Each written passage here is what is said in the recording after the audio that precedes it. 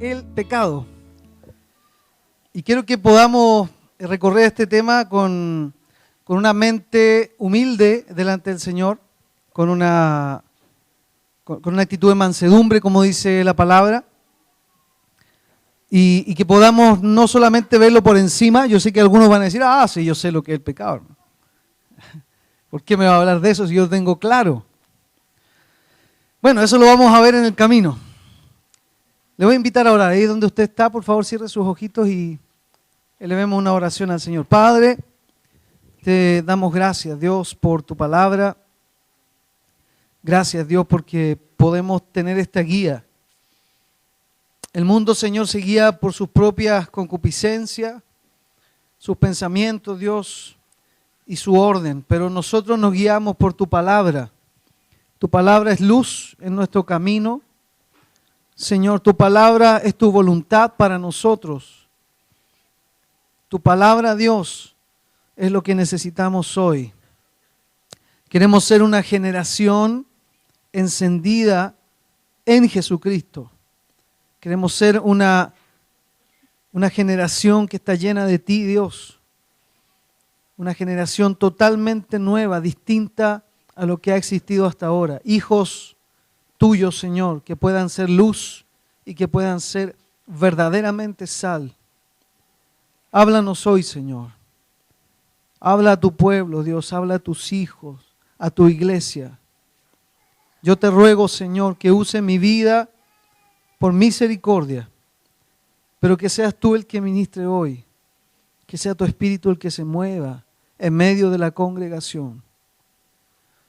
Señor, no hay suficiente elocuencia, no hay suficiente conocimiento, no hay suficiente información. Lo que necesitamos es más de ti, más de tu presencia. Tu presencia es la que transforma, tu presencia es la que nos llena. Lo necesitamos, Señor. Aquí está tu pueblo, son tus hijos, Dios, son tus ovejas. Es tu iglesia, Dios, tu iglesia, Padre. Bendícela con tu palabra. Te lo rogamos en el nombre de Jesús. Amén. ¿Cuántos dicen amén? Amén. Así sea, Señor. Bien. Vamos a hablar entonces, yo le dije, del pecado. De ahí le voy a dar un texto, pero me gustaría introducirlo al tema con algunos axiomas, con algunas frases que nosotros deberíamos tener un poco claras. ¿Cuántos están interesados en la voluntad de Dios para sus vidas? Todos deberíamos decir amén, ¿cierto? El gran problema del evangelio, entre comillas, moderno, es que ha sido presentado ya durante décadas de una manera comercial. ¿Por qué? Porque el evangelio hoy se presenta a manera de oferta, ¿cierto? Cuando las personas están en la calle y presentan el evangelio, dicen, ven, Cristo te puede dar algo. Ya sea sanidad, ya sea salvación, ya sea llevarte al cielo, ya sea alguna situación difícil en la que estás pasando, Cristo te puede ayudar, ven. Y lamentablemente se ha enfocado tanto el evangelio en esa área que se ha descuidado otra. Cuando yo quiero entender la voluntad de Dios para mi vida, parte de entender esa voluntad tiene que ver con tener claro lo que Dios requiere de mí y tener claro lo que Dios aborrece y no quiere en mí. Pero esa parte como que está ahí. Nosotros decimos, bueno, eso es el pecado. Sí, justamente. Pero ¿qué es el pecado? ¿Cuáles son las implicaciones que el pecado tiene? Bueno, el pecado es malo, no le gusta a Dios. Y nos conformamos con eso. Y nos vamos, ¿cierto?, a las promesas, ¿cierto? Nos vamos a la victoria, nos vamos al poder, nos vamos a nuestra posición en Cristo. Y es cierto, pero por ahí se desequilibra la cosa. Por ahí se va muchas veces tergiversando y se enfatiza solamente una parte. Pero Cristo, cuando estuvo en la tierra, predicó todo del reino de Dios. Lo bueno, lo malo y lo feo. Nunca enfatizó más una parte que otra. Nosotros, en el mejor de los casos, vemos hoy día el evangelio como una un bonito estilo de vida. ¿Se ha fijado que algunos dicen, cierto, ser cristiano, un estilo de vida? Creo que hablar del Evangelio en esos términos es rebajarlo. El Evangelio no es un estilo de vida. ¿Qué dice la Biblia que es el Evangelio? No me interesa lo que dice Internet.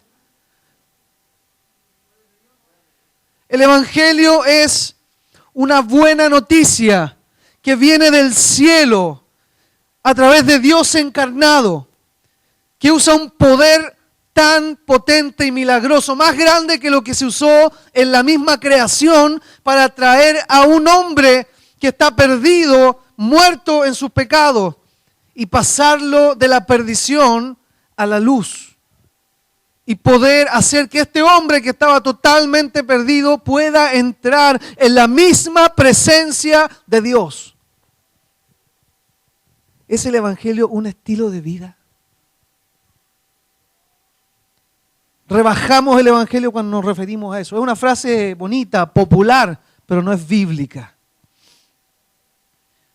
Cuando nosotros exageramos y enfatizamos demasiado las bendiciones de ser cristiano y de ser un hijo de Dios y dejamos de lado la otra parte, estamos desequilibrando todo.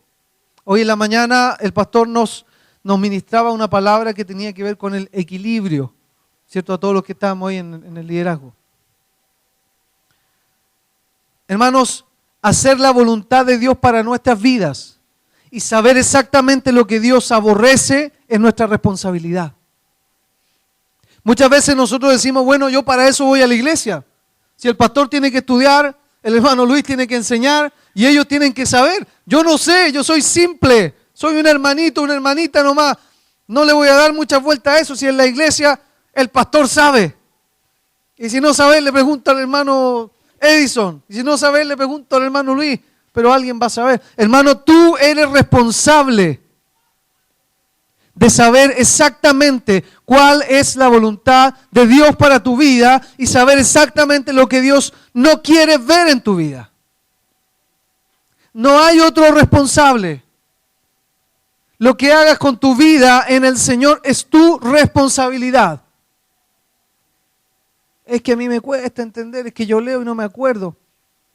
Lo siento, eres un hijo de Dios, Dios dejó su palabra escrita, tienes que aprender y tienes que esforzarte.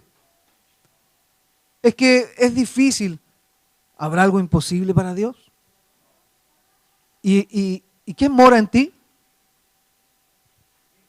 Cristo a través de su Espíritu Santo. Dios, Espíritu Santo, mora en ti. Para Él no hay nada imposible.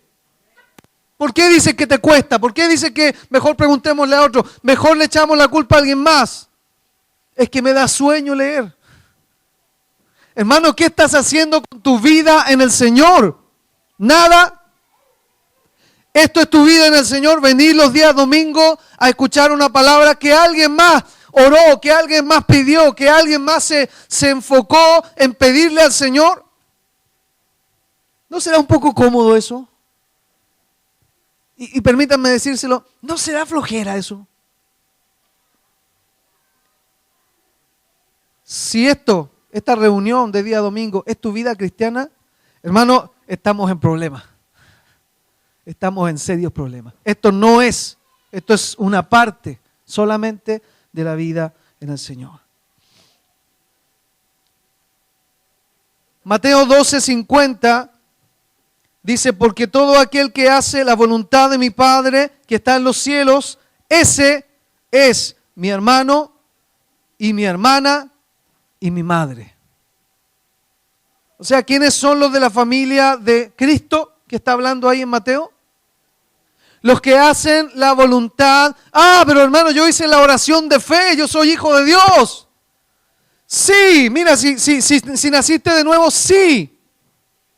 Pero la evidencia de que eres un hijo de Dios es tu vida, es tu comportamiento, es tu boca, son tus ojos, son tus manos, son tus pies. Por eso este versículo dice eso. ¿Quiénes son? Dice mi hermano, mi hermana, mi madre, los que hacen la voluntad de mi Padre que está en el cielo. Es necesario hacer la voluntad de Dios. ¿Y cómo vamos a hacer la voluntad de Dios si no la conocemos? ¿Y cómo la vamos a conocer si no la leemos? Y es más, si no escudriñamos y meditamos en su palabra. Porque para leer cualquiera puede leer. Pero la Biblia dice que nosotros debemos meditar, escudriñar en ella. Nunca nos enseña que debemos solamente leerla. No necesitamos, hermano, información. Usted no necesita una fórmula que yo le dé, ¿cierto? No. Nosotros necesitamos que se nos revele Cristo, que se nos revele Dios. Y a través de este tema del pecado necesitamos que Dios se nos revele. ¿Por qué? Porque yo le puedo decir, sí, el pecado en hebreo, el pecado en griego, el pecado es esto, sí, usted lo sabe. Pero si lo tiene solamente como información y no ha habido una revelación, entonces no va a haber un cambio. Y vamos a seguir siendo exactamente los mismos. ¿Qué se requiere para que esto pueda pasar? Un entendimiento pleno del pecado no es posible sin una revelación de la santidad de Dios. Mire, no solamente usted necesita saber qué significa pecado, o qué dice el Antiguo Testamento o el Nuevo Testamento. Hermanos, tenemos que tener una revelación de la santidad de Dios para ver claramente el pecado.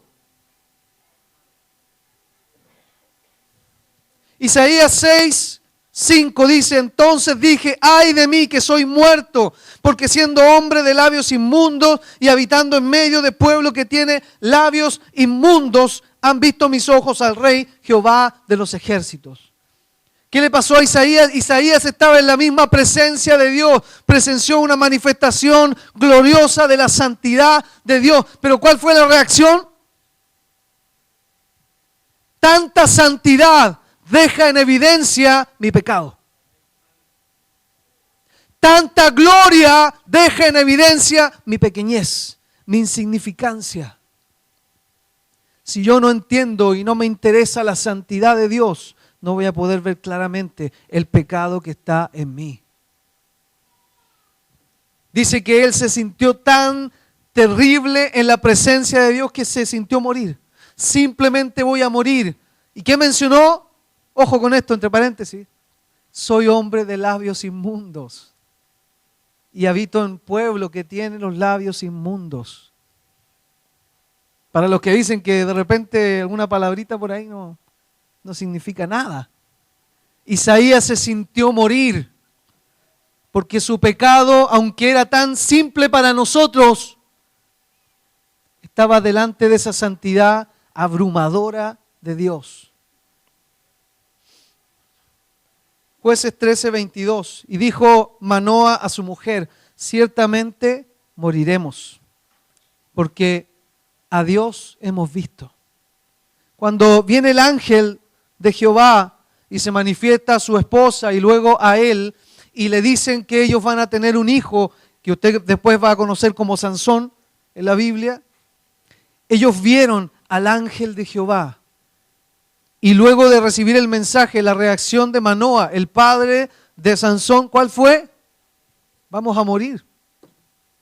No nos queda otra, vamos a morir, porque hemos presenciado a Dios, hemos estado en su presencia y es tan abrumadora su santidad y su gloria que nuestro pecado ha quedado manifiesto.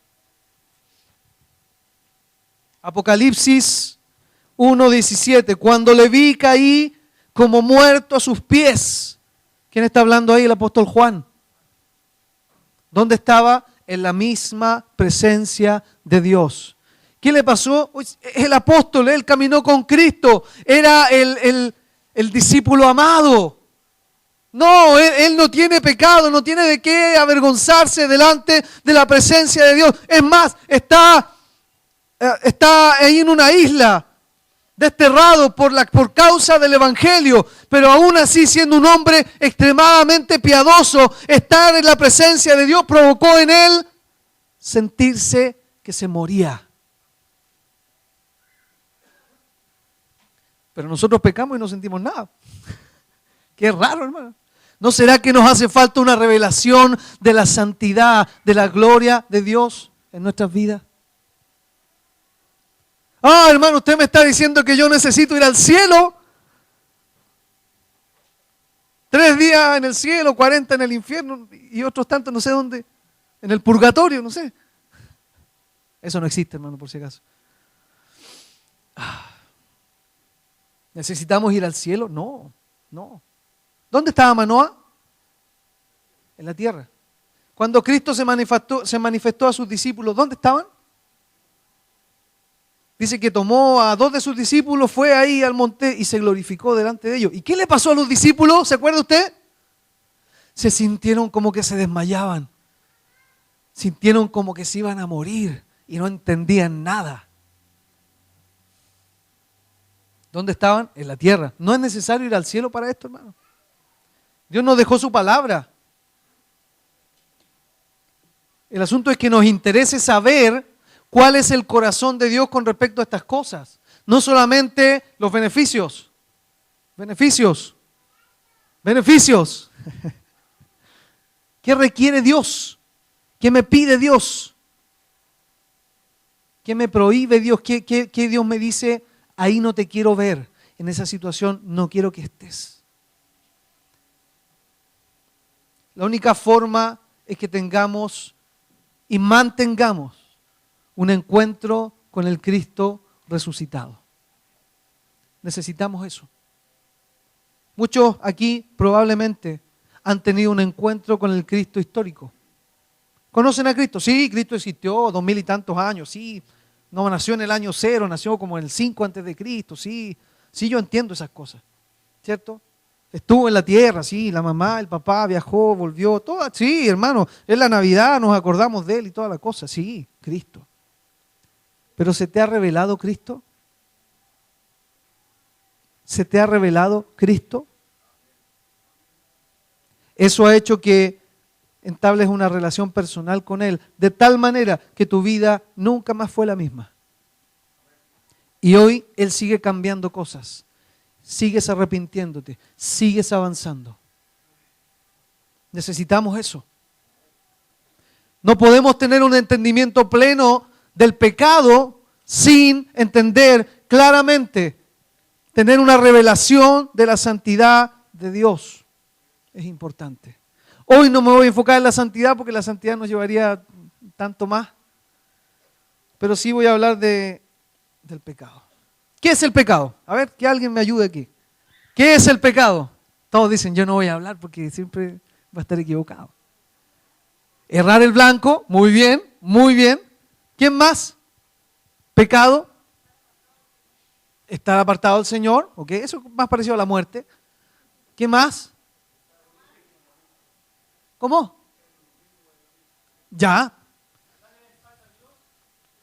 eso tiene pinta de apostasía, ¿cierto? Negar la fe, ¿ya? Se da cuenta que cada uno tenemos un entendimiento distinto del pecado.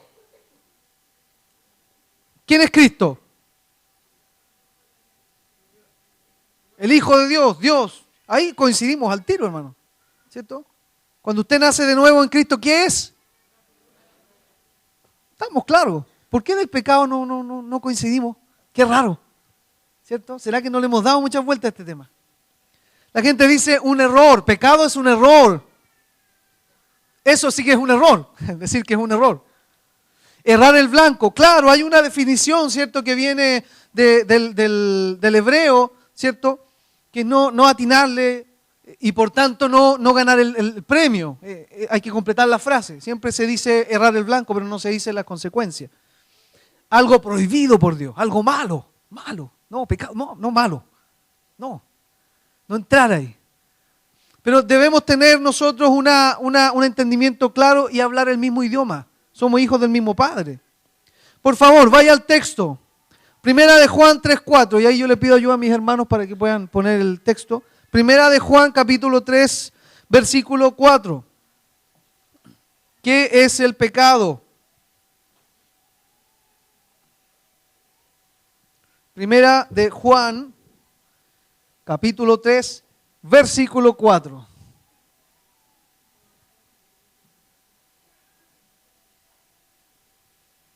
Está raro eso. ¿No tienen Reina Valera del 60? Más clásica.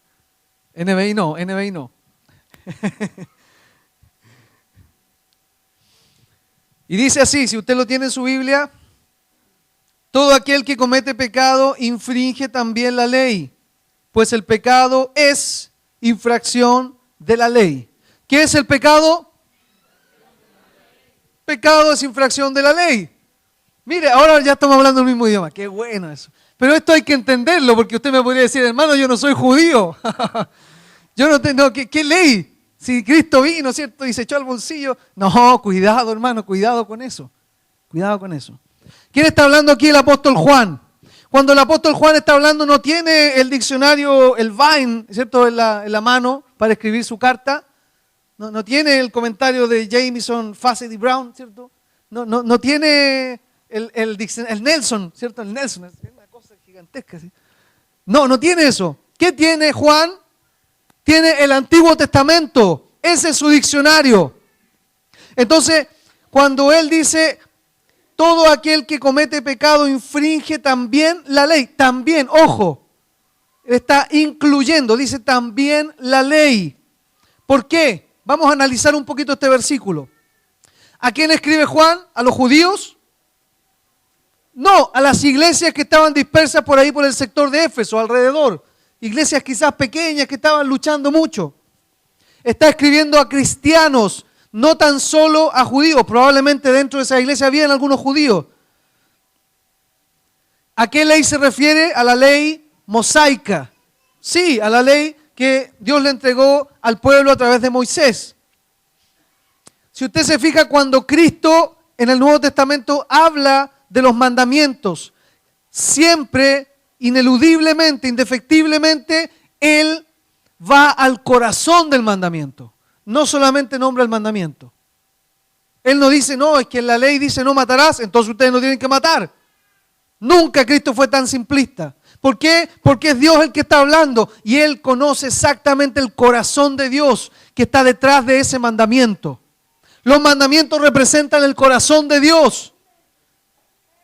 Pero los judíos y los cristianos han tomado esas cosas como algo tan literal que le han quitado la intención que Dios tenía detrás. Pero Cristo lo explicó. Por ejemplo, Mateo 5, 27 y 28. Si usted lee todo el capítulo 5 de Mateo, va a ver ejemplos de lo que yo le estoy diciendo. Oíste que fue dicho, no cometerás adulterio. Sí, eso está ¿dónde? En el Antiguo Testamento. Pero yo os digo, ¿qué está haciendo Cristo? ¿Está corrigiendo el mandamiento? No, Él lo está explicando de una manera en que Él expresa el corazón de Dios que está detrás de este mandamiento. Entonces Él dice, pero yo os digo que cualquiera que mira a una mujer para codiciarla, ya adulteró con ella en su corazón. Los judíos decían, bueno, yo no estoy fornicando con esa mujer, pero la miro, me deleito, no importa que sea la mujer de mi hermano. Pero ellos cumplían el mandamiento, claro. ¿Sí? ¿Por qué? Porque no estaban cometiendo adulterio. Pero ¿cuál era el corazón de Dios detrás de ese mandamiento? Lo que dice Cristo acá, que aquí dentro, en el corazón, no suceda el pecado. ¿Sabe? El gran problema que la iglesia tiene no es que no se vea el pecado, que no lo hagamos, es que está en el corazón. Pablo dice ahí en Romanos 3:23 que el hombre está podrido, literalmente hasta la raíz, o desde la raíz, está muerto en su pecado. Entonces, el problema no es algo exterior. Exteriormente se manifiesta el pecado, pero el problema nace en el interior del hombre y de la mujer. Yo no debo cumplir la ley como judío, debo buscar el corazón de Dios detrás del mandamiento. Y Cristo se encargó de explicarlo cada vez. Pablo se encargó de explicarlo cada vez. Dios no ha cambiado, hermanos. Dios sigue siendo el mismo. Esos mandamientos que fueron expresados hace unos 5 o 6 mil años atrás, todavía siguen siendo válidos y muestran el corazón de Dios. No se equivoque, no se equivoque, no crea que eso era solo para los judíos. Sí, legalmente Dios se los entregó a ellos como reglas, como guaguitas que tenían que cumplir reglas. Pero hoy usted, con el entendimiento completo de Cristo, es responsable de entender el corazón de Dios que está detrás de esos mandamientos. Definición de pecado. Con harta ayuda, hermano, acuñé esta definición. Me gustan las definiciones. Pecado es cualquier pensamiento y o hecho que no cumple con el perfecto estándar moral de Dios. Eso es pecado. Pecado es cualquier pensamiento y o hecho que no cumple con el perfecto estándar moral de Dios. ¿Lo entiende? Por favor, no levante tanto su mano, pero hágame así, dígame, yo entiendo. ¿Sí? Dios tiene un estándar moral y podríamos resumirlo en una sola palabra: santidad absoluta. Ese estándar rige todo lo que Dios quiere y lo que Dios odia con todo su corazón. Cuando nosotros no cumplimos con ese estándar, entonces, si ya sea un pensamiento o una acción, estamos pecando. Hermano, las cosas no son malas porque están escritas en la Biblia, o no son buenas porque están escritas en la Biblia. La Biblia es un libro, pero refleja el mensaje que Dios nos ha dejado para guiarnos. Mucha gente dice, no, yo no hago esto porque la Biblia dice que no hay que hacer esto. Sí, está bien, pero hay que entender que es Dios el que está hablando. Dios me dice a mí. No debemos ser legalistas. Debemos entender el corazón de Dios en lo que estamos leyendo. ¿Será muy exagerado esto? Cualquier pensamiento y o hecho que no cumple con el estándar moral perfecto de Dios. Eso es pecado. Yo cuando acuñé esta definición, ayer como a las 2 de la mañana, yo dije, es duro, es difícil. Nosotros tenemos que considerar, hermano, lo importante que es para Dios el pecado. ¿El pecado es importante para Dios? Sí, sí. No, nosotros nos enfocamos, no, sí, Dios, la bendición, la bendición, la bendición. Hermano, tome en cuenta lo siguiente. La única paga que Dios le ha dado al pecado es la... Hoy día aquí en la sociedad alguien mata a otra persona y ¿qué le dan? Vida, cárcel. Un hotel de media estrella, pero un hotel. Comida, ropa, agua, un lugar para dormir. Pero ¿qué dice Dios del pecado? La única paga es la muerte. Romanos 6:23 dice eso.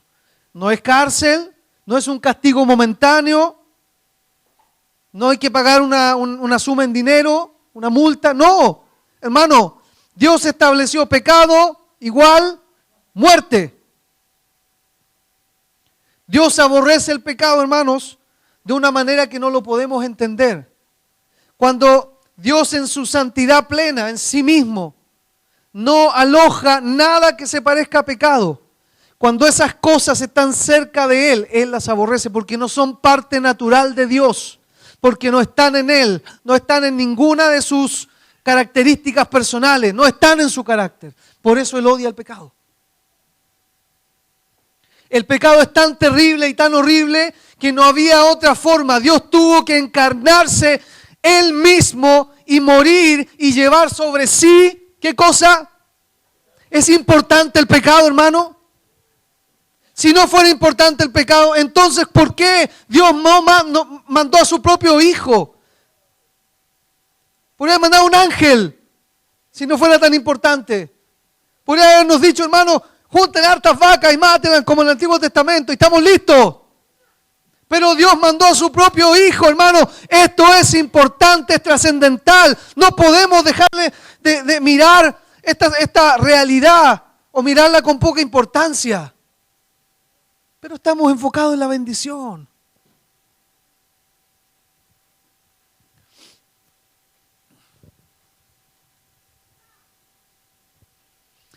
El único destino de los que pecan es el infierno.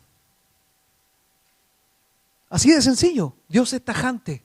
Pecado igual muerte, infierno, eterno. Quizás algunos no entienden esto porque no entienden la realidad de la muerte. La muerte no debe ser un tema tabú para los cristianos. ¿Qué es muerte? Se apagó la tele, dejé de existir. No, hermanos, no se equivoque. Como el pastor nos ha enseñado, no existe la aniquilación en la Biblia, no está. El hombre ha sido creado a imagen y semejanza de Dios y su espíritu es eterno. Sea con Dios o sin Dios. La muerte es separación. Cuando una persona se muere y usted la ve en el cajón, ¿qué le falta? Su espíritu no está. ¿Por qué? Fue separado de él. Fue separado del cuerpo. Hay una separación, muerte.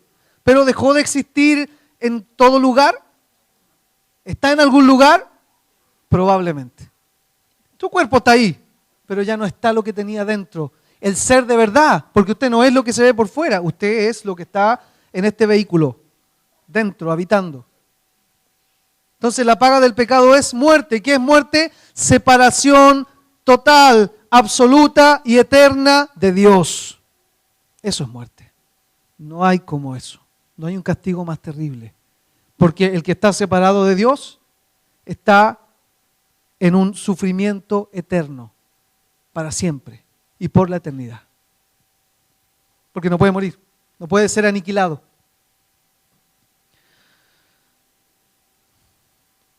Tenemos que considerar lo importante, hermanos, que el pecado es para Dios y debemos tener cuidado de esto. Dios aborrece el pecado a tal punto que tuvo que enviar a su Hijo. Entendiendo estas cosas, me gustaría repasar o pasar por el proceso del pecado. Nosotros tenemos un mal entendimiento primero de lo que es el pecado. Ya ahora estamos hablando el mismo idioma. Pero también malentendemos el proceso del pecado. ¡Uy! Caí en pecado.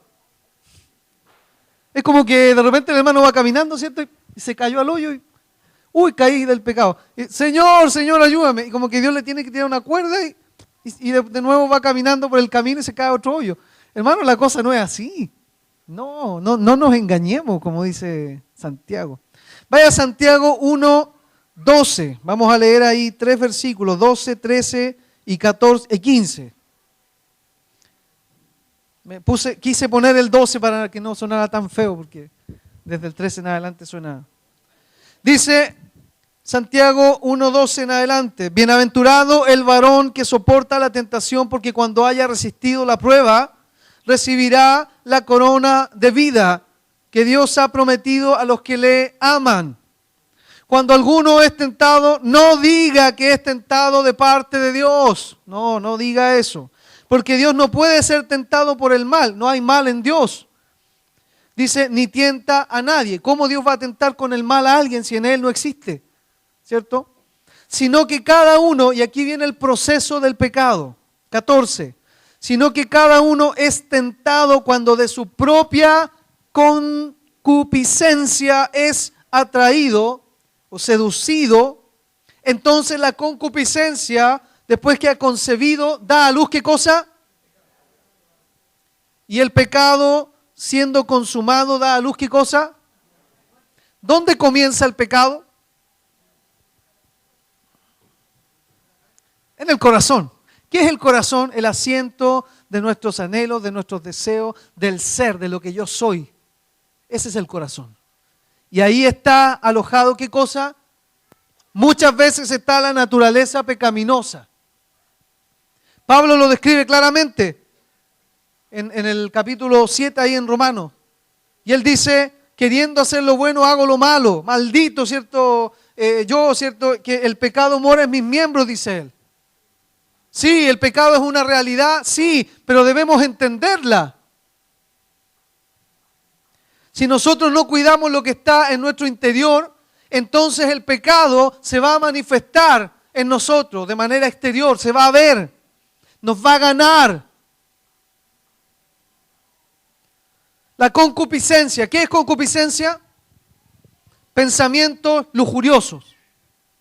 ¿Qué es lujuria? Usted va a asociarlo al tiro con algo medio subido de tono, pero no es así. La lujuria es la exacerbación de algo. Hay gente que es lujuriosa con la televisión. Hay gente que es lujuriosa con el sexo. Hay gente que es lujuriosa con otras cosas. Pero la concupiscencia son esos pensamientos que exacerban algo en nuestro interior y que nos van a llevar, nos van a inclinar por un camino de pecado. Pecado dijimos que es no cumplir con el estándar perfecto de Dios. ¿Y que da a luz qué cosa? Muerte. ¿Cuál es el pago del pecado? Muerte, separación total y absoluta de Dios. Debemos cuidar y blindarnos desde adentro hacia afuera. Algunos dicen, no, yo me levanto en la mañana, hermano, y me pongo la armadura de Dios, me pongo el apresto del Evangelio, me pongo el yelmo, me pongo el casco, me pongo todo. Y está bien cubierto por fuera, ¿cierto? Y se cree un soldado, hermano, no sé. Quizás que él le enseñó eso. Pero ¿y por dentro cómo estamos? ¿Qué pasa por dentro? Está recubierto con metal por todos lados, hermano, pero ¿y por dentro? Si lo importante, hermano, es lo que tenemos que cuidar, está acá, está dentro, primeramente. ¿Cómo cuidamos lo interior? Dice la Biblia, Proverbios 14, 23, sobre toda cosa guardada. ¿Por qué la Biblia dirá eso? ¿Por qué lo enfatiza?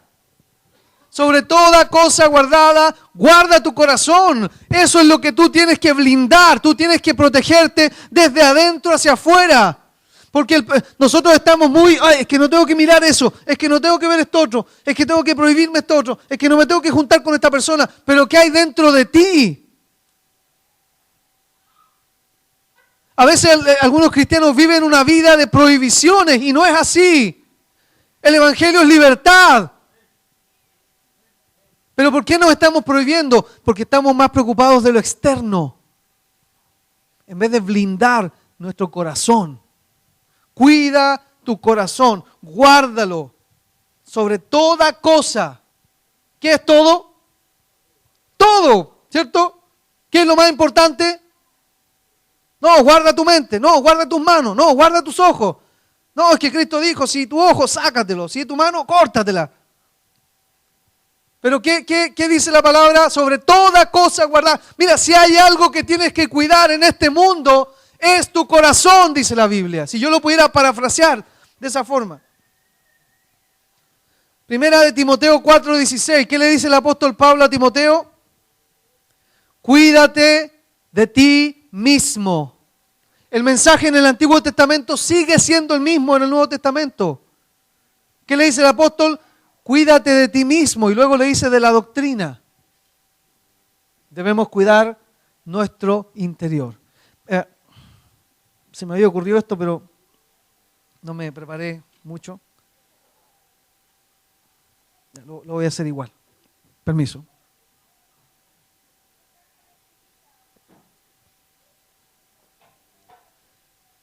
Hermano, nosotros somos como vasos. Usted es algo así. El vaso siempre va a estar lleno de algo.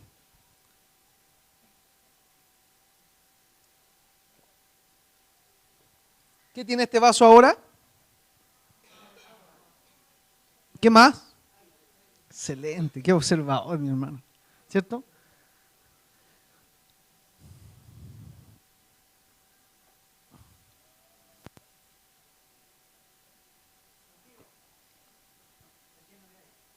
Está lleno de algo, siempre está lleno de algo. ¿Qué hay dentro?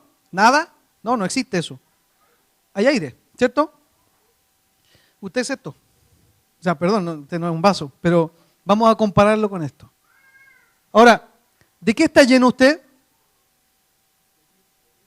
¿Sí? Lo felicito. el vaso siempre va a estar lleno de algo. Yo le puedo echar agua y va a tener agua. Yo lo puedo vaciar y va a tener aire. Supongamos que este es usted.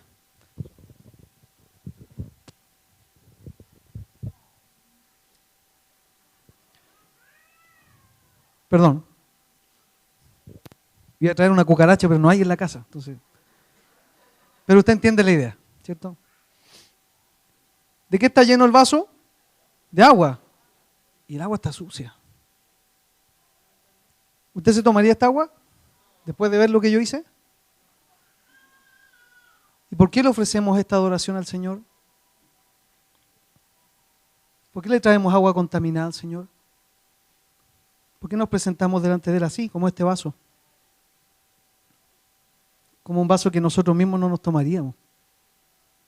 Nos presentamos delante de Él y le decimos, Señor, te amo, te adoro, pero nuestra vida no refleja esa realidad. O no estamos preocupados de ello, no nos estamos arrepintiendo. Hermano, no hay evangélico perfecto, no hay cristiano que no peca, la Biblia lo dice, y yo lo sé y usted lo sabe. Pero estamos hablando de algo interior, del corazón. El verdadero Hijo de Dios peca, pero se arrepiente. Purifica el agua, purifica el vaso y lo presenta delante del Señor. Y Dios lo acepta, lo perdona, lo limpia. Él limpia el pecado.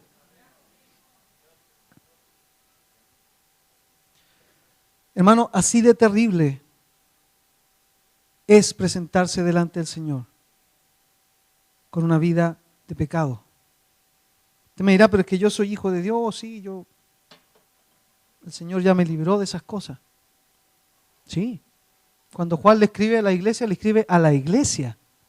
No le escribe a los inconversos. ¿Por qué? Porque hay que entender que es una realidad y que nosotros debemos luchar con las fuerzas del Espíritu que Dios nos ha dado para tener victoria cada día y presentarnos delante de Él como sacrificio vivo, santo, agradable. No como un vaso. Es que, hermano, es una cosa insignificante. Mire, si yo leo la cuarta porque me gusta el lenguaje más coloquial. ¿Cierto? No, porque eso no es nada. ¿Qué le interesa a Dios eso? Si Dios está por encima de eso. ¿Ah? Yo veo, no sé, tal programa, el Quique, no sé si existe todavía ese programa, Quique Morandé, pero yo veo la pura parte de cuando, no sé, la cosa cultural, no sé si tendrá un área cultural eso. Yo veo cuando sale, no sé, alguna persona y habla algo de la actualidad, no sé. Eso, Dios no se enoja, es tan poco. Un lápiz, ¿qué van a echar de menos un lápiz en la pega? Dios está por encima de esas cosas, ¿o no? ¿Qué es pecado? Cualquier pensamiento o hecho que no cumple con el estándar moral perfecto de Dios. La palabra nos habla ¿de qué? De disciplina. El apóstol Pablo nos enseña acerca de disciplina. Que seamos como soldados, que seamos como atletas, que tengamos, ¿qué cosa? Dominio propio. ¿Por qué el dominio propio es un fruto de un nacido de nuevo? Debe ser un fruto de un nacido de nuevo. Porque son cosas que nosotros debemos practicar, ejercitar. ¿Para qué? Para tener una vida que se pueda presentar delante de Dios y que le agrade a Él. Que le agrade. ¿Dónde está el dominio propio hoy día? ¿Dónde está la negación personal? Es que me gusta esto, pero lo tengo que desechar porque Dios lo odia. Es que es un poquito, déjalo. Como decía la otra vez cuando me tocó acá predicar en el retiro que tuvimos acá. Hermano, dejémonos de jugar con el pecado. Es que es un poquito. Hermano, ese poquito es digno de muerte. Ese poquito, hermano, pisotea la sangre de Cristo. Ese poquito no es un juego, ese poquito te va a llevar a más y te va a llevar a más y tú no te vas a dar cuenta y vas a estar hasta el cuello de pecado. ¿Cuántos hombres de Dios han terminado con su matrimonio hecho pedazos? ¿Cuántos hombres de Dios has escuchado que han terminado, hermanos, hoy día casados con otra mujer? ¿Cuántas mujeres de Dios dejaron a su esposo, dejaron a sus hijos botados? Gente que estaba en una iglesia, gente que, entre comillas, servía a Dios, gente que predicó la palabra, que oró por personas y personas se sanaron. ¿Qué pasó? Abrieron la puerta, abrieron la ventana. Hermano, tus ojos son una ventana. Tus manos son una ventana. Tu mente está procesando todo. No le abras la ventana ni las puertas al pecado. Cuida tu corazón. Sobre toda cosa guardada, guarda tu corazón. Porque de él va a manar la vida o la muerte.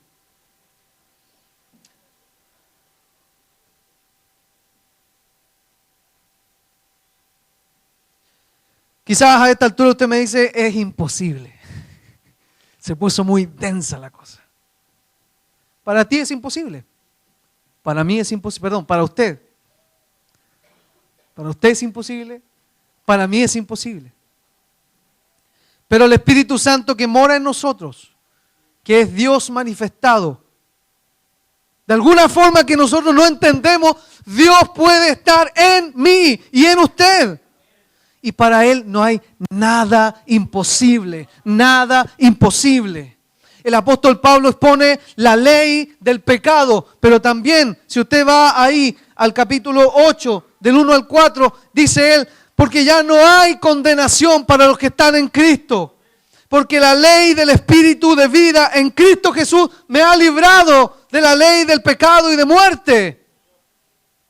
Entonces hay una ley, sí, hay una tendencia pecaminosa. Tus miembros van a querer pecar, pero no es imposible que te niegues al pecado. No es imposible que no te metas en eso. El Espíritu de Dios te da el poder. Dios ha escrito con la sangre de su Hijo una ley que quiebra la ley del pecado. Y esa ley está a tu favor. Úsala, remítete a esa ley.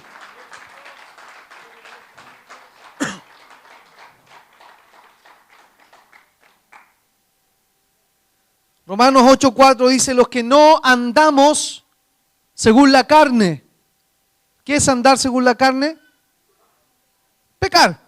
Hacer cosas que no cumplen ese estándar de Dios. Vivir, ahí dice esa palabra, andamos, me llamó la atención. Dice vivir, ocuparse, moverse por, seguir a, tener compañerismo con, conducirme hacia. Hermano, ¿de qué estás llenando tu vaso? ¿De qué estás llenando tu vaso? Cuando nosotros vemos el pecado, necesitamos ponernos delante de un espejo y ser honestos con Dios. Debemos ser honestos con Dios. El salmista dice, tú me conoces todo. No hay nada oculto para ti. Él conoce incluso aquello que crees que está escondido. No, si esto nadie lo ve, Dios lo ve. Y eso es lo único que importa. ¿Qué estás mirando? ¿Qué estás escuchando? ¿Qué estás compartiendo? ¿Con quién estás compartiendo?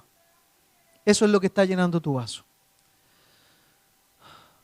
Para terminar, Romanos 8:4, los que no andan conforme a la carne, sino conforme al Espíritu. Aquí está otra cosa. ¿Guardamos nuestro corazón? Sí. ¿Y cómo nos conducimos por la vida? En el Espíritu. ¿Y qué es andar en el Espíritu? Hermano, déjate controlar por el Espíritu. Efesios 5:18, lo sabemos de memoria. No os embriaguéis con vino en lo cual hay disolución, más bien sed llenos del Espíritu Santo. Ah, sí, yo quiero desmayarme, yo me quiero caer para atrás, hermano, yo quiero ser lleno del Espíritu. Yo quiero danzar así como danzaba la hermana y hablar. Hermano, no se trata de eso, se trata que tu vida refleje la realidad interior de que Dios mora en ti y tus obras reflejan a ese Dios, no a otro. Ni siquiera te reflejan a ti, reflejan a Dios. ¿De qué debe estar llena nuestra mente? Filipenses 4:8. Por lo demás, hermanos, todo lo que es verdadero, ahí nos mató al tiro. ¿Qué es verdadero? ¿Qué es verdad?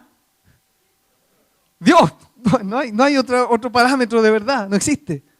Todo lo que es verdadero, todo lo que es honesto, todo lo justo, todo lo puro, todo lo admirable, todo lo que es de buen nombre. Si hay virtud alguna en esto, si algo digno de alabanza, en eso pensad. ¿En qué estás pensando? ¿Tu mente anda divagando por ahí, está desordenada? No, es que la mente funciona así, hermano. Mentira del diablo. Tú eres el que tiene el control y tú tienes que entregárselo al Espíritu Santo. Y Él va a controlar tu mente. Él va a enfocar tus pensamientos y vas a llegar a odiar lo que Dios odia con todo su corazón y a alejarte del pecado. Una vez escuché a un maestro que enseñaba y dijo, vino a mí un joven un día y me preguntó, pastor, no a mí, a la persona que está ahí, y le preguntó a él, le dijo, pastor, ¿cómo puedo hacer la voluntad de Dios en mi vida? ¿Y sabe lo que le respondió el pastor? Le dijo, haz lo que tú quieras. Haz lo que tú quieras. ¿Sí? Le dijo, sí. Porque si eres una persona llena del Espíritu Santo, has nacido de nuevo, entonces vas a manifestar la voluntad de tu Padre en tu vida. ¿Podemos nosotros darnos esa licencia y hacer lo que queramos? Porque todo lo que queramos va a ir en pos de la voluntad de Dios. Va a estar de acuerdo a lo que Él quiere. Esa es la realidad. Hay un cambio tan profundo que obramos en esa realidad virtuosa de Dios. Es que es fome, hermano, si usted encuentra fome la vida en Cristo, si usted encuentra fome la voluntad de Dios para su vida, si encuentra que es demasiado radical, necesita un encuentro con el Cristo resucitado. Lo necesita urgente. Hay más gozo en un segundo en la presencia de Dios que todo lo que este mundo te puede ofrecer. Vamos terminando. Si peco, Dios me perdona. Claro, hermano. Pero que tu libertad no se convierta en libertinaje.